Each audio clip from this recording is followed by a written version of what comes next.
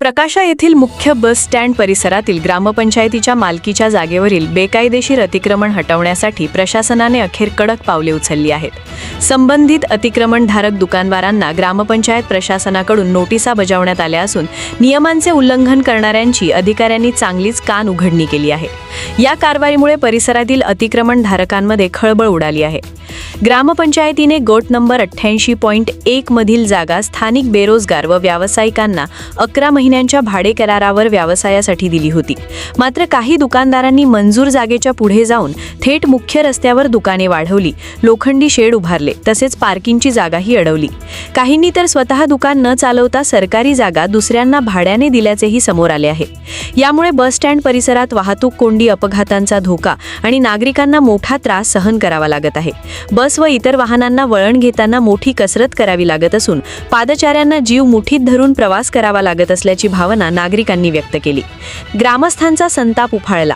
या वाढत्या अतिक्रमणाविरोधात ग्रामस्थ, समाज कार्यकर्ते, लोकप्रतिनिधी आणि आदिवासी संघटक मोर्चा आक्रमक झाला असून बोगस अतिक्रमण हटवण्यासाठी थेट रस्त्यावर उतरले।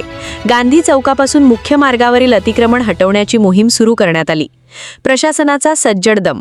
ग्रामपंचायत प्रशासन आणि अधिकाऱ्यांनी संयुक्त पाहणी करून नियमभंग करणाऱ्या दुकानदारांना स्पष्ट इशारा दिला।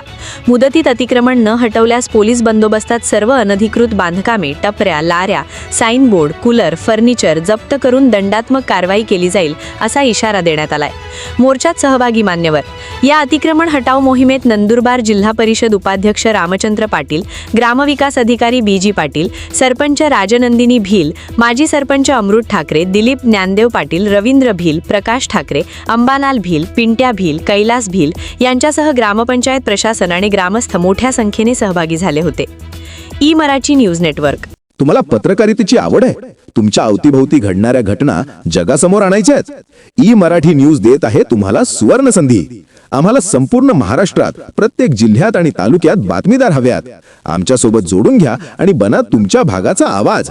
यासोबतच जाहिराती आणि बातम्यांसाठीही तुम्ही आमच्याशी संपर्क साधू शकता। ई मराठी न्यूज नेटवर्क, महाराष्ट्राचा बुलंद आवाज।